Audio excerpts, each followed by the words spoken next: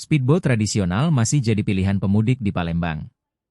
Kendati era terus bergerak ke arah modernisasi, namun eksistensi moda transportasi air yakni speedboat dan perahu ketek tradisional Palembang di dermaga 16 Ilir masih tetap eksis, dan menjadi pilihan di momen mudik Idul Fitri 1447 Hijriah, khususnya bagi pemudik dengan tujuan daerah pelosok yang akses daratnya dianggap kurang memadai.